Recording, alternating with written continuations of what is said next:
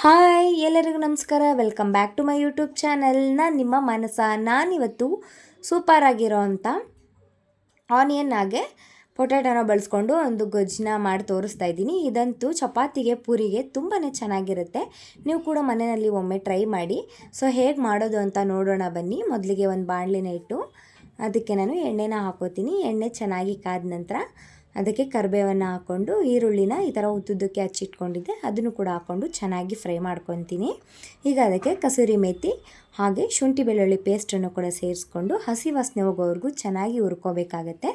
ಈಗ ಅದಕ್ಕೆ ಉದ್ದುದ್ದಾಗಿ ಕಟ್ ಮಾಡಿಟ್ಕೊಂಡಿದ್ದಂಥ ಆಲೂಗೆಡ್ಡೆನ ಹಾಕ್ಕೊಂಡು ಅದನ್ನು ಕೂಡ ಫ್ರೈ ಮಾಡಿಕೊಂಡು ರುಚಿಗೆ ತಕ್ಕಷ್ಟು ಉಪ್ಪನ್ನು ಸೇರಿಸಿ ಚೆನ್ನಾಗಿ ಮಿಕ್ಸ್ ಮಾಡ್ಕೋಬೇಕು. ಈಗ ಅದಕ್ಕೆ ಅಚ್ಕಾರದ ಪುಡಿ ಹಾಗೆ ಧನಿಯಾ ಪುಡಿನ ಹಾಕಿ ಮಿಕ್ಸ್ ಮಾಡಿಕೊಂಡು ಒಂದು 5 ನಿಮಿಷ ಮುಚ್ಚಿಟ್ರೆ ಆಯಿತು. ನೋಡಿದ್ರಲ್ವಾ ಇದನ್ನು ಎಷ್ಟು ಸಿಂಪಲ್ಲಾಗಿ ಮಾಡ್ಬೋದು ಅಂತ. ತುಂಬ ಇಂಗ್ರೀಡಿಯೆಂಟ್ಸು ಏನೂ ಬೇಕಾಗೋದಿಲ್ಲ ಇದನ್ನು ಮಾಡೋಕ್ಕೆ. ಐ ಹೋಪ್ ಈ ವಿಡಿಯೋ ನಿಮಗೆ ಇಷ್ಟ ಆಗಿದೆ ಅಂತ ಅಂದ್ಕೊತೀನಿ. ಇಷ್ಟ ಆಗಿದೆ ಪ್ಲೀಸ್ ಲೈಕ್ ಮಾಡಿ, ಶೇರ್ ಮಾಡಿ, ಹಾಗೆ ನನ್ನ ಚಾನಲ್ನ ತಪ್ಪದೆ ಸಬ್ಸ್ಕ್ರೈಬ್ ಮಾಡ್ಕೊಳ್ಳಿ. Thank you for watching.